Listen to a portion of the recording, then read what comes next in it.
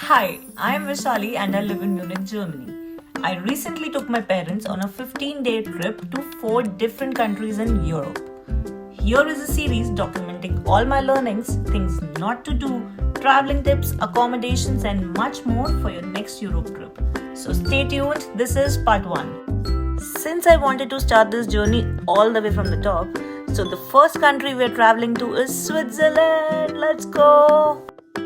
I booked a morning train from Munich to Zurich, which obviously got cancelled.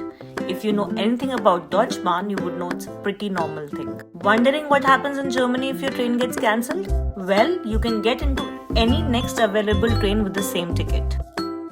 In my case, since we had a lot of luggage, we planned to wait and take the next direct train to Zurich, which was after 2 hours.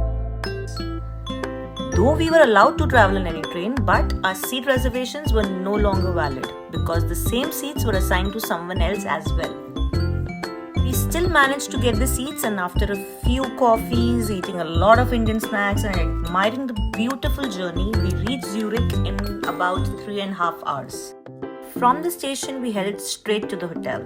You can get a taxi from outside the station.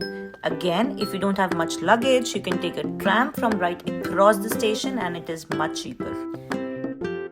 We are in Zurich! Since we were staying only for the night, I wanted to stay right in the heart of Zurich. I booked this hotel, which was next to Bahnhofstrasse and very near to all the major attractions. After an easy check-in process and quickly freshening up, I bought a day travel card from the Zurich Guide app for easy transportation within the city. Not sponsored. We headed straight for lunch at this Indian restaurant and they served us the most amazing vegetarian food. Finally, we started our excursion and here are my top recommendations of things to do in Zurich in a day. So we started by heading straight to Altstadt, also called as Zurich's Old Town. While you're there roaming around, sinking in the history of the place, do not forget to try out some coffee and chocolates.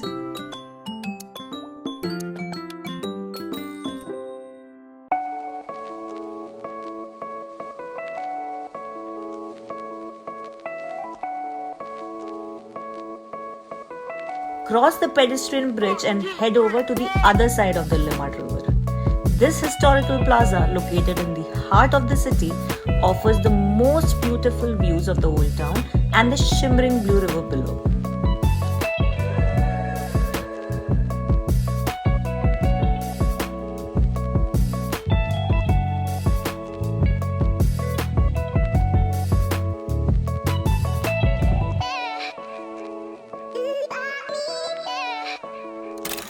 AKA the Church of Our Lady.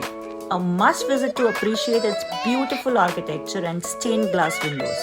Bahnhofstrasse is Zurich's premium shopping street and also one of the most bustling places in Zurich. Kudos to the tram connectivity. It makes your life so much easier. Since I was traveling during Christmas break, the city was lit up with beautiful lights and decorations. It made the walk even more memorable.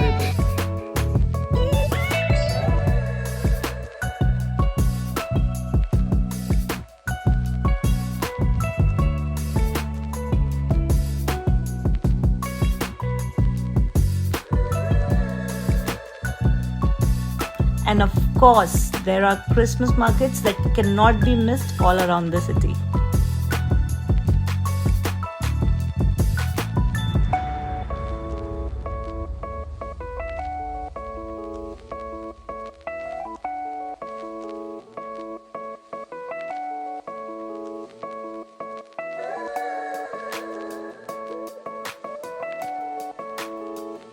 My highlight of the night was the light show at the Illuminarium Festival held inside the National Museum. It was the most magical thing I experienced during my stay here in Zurich. If you are traveling in winters, it is a must thing to do.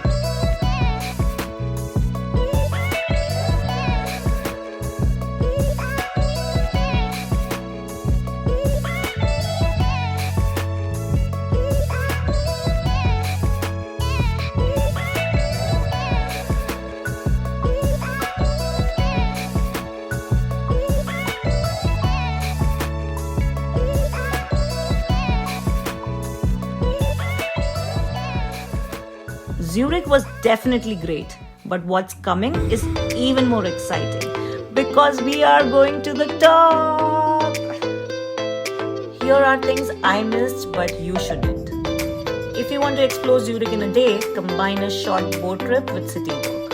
Boats are also the mode of public transport in Zurich, which are free with a travel card. As you roam Altstadt, you will probably stumble upon a centuries-old cathedral.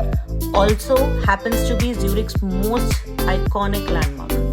For breathtaking panoramic views and some brilliant photo opportunities of the city, the Alps and Lake Zurich, climb the 187 stairs to the top of the tower. If you are still here, thank you for watching this video. Stay tuned for part 2.